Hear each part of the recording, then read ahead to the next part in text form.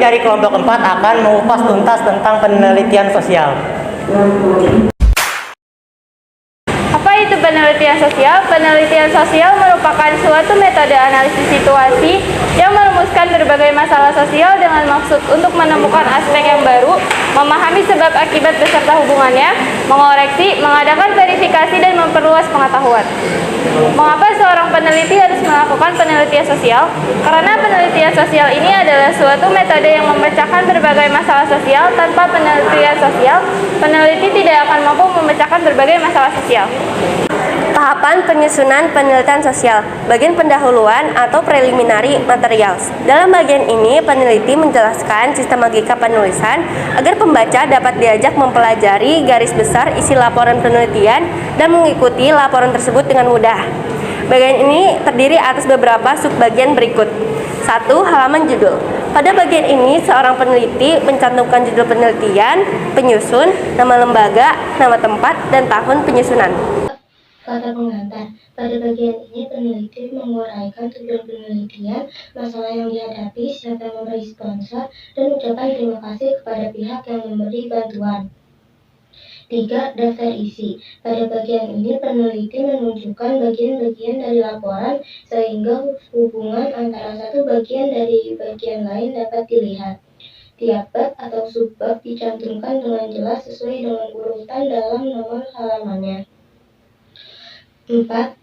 Daftar tabel, gambar, dan grafik. Pada bagian ini peneliti membuat judul-judul tabel atau gambar atau grafik yang ada dalam laporan tersebut.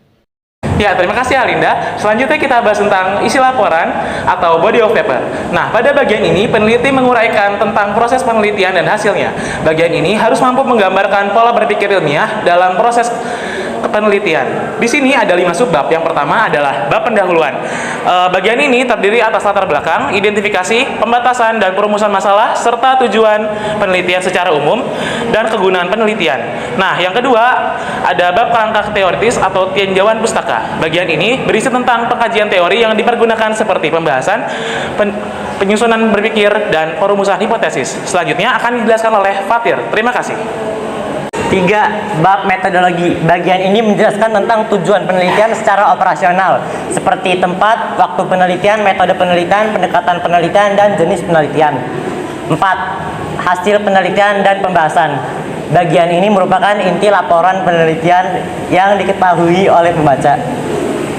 Pada bagian ini, peneliti menguraikan tentang variabel yang diteliti, validasi instrumen, penelitian dan proses pengumpulan data, teknik analisis, kesimpulan analisis data, penafsiran analisis data, kesimpulan analisis data, dan kesimpulan pengujian hipotesis. 5.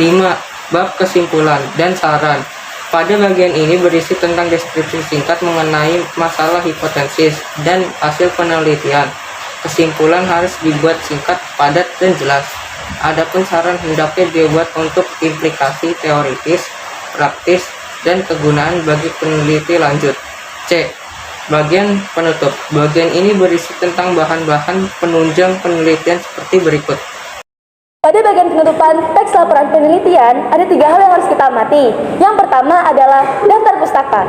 Pada bagian ini, peneliti menyebutkan semua buku yang digunakan sebagai penunjang dalam penulisan dan pelaksanaan penelitian, seperti nama penulis, judul buku, tahun terbit, dan tempat penerbitannya. Yang kedua adalah lampiran.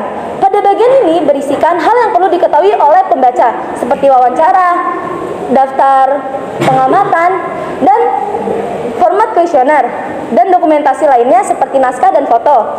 Yang ketiga, berisikan indeks, yaitu daftar isi, kosakata, dan istilah yang digunakan pada laporan teks penelitian. Sekian penjelasan dari kami tentang penelitian sosial. Kami kelompok 4 undur diri. Wassalamualaikum warahmatullahi wabarakatuh.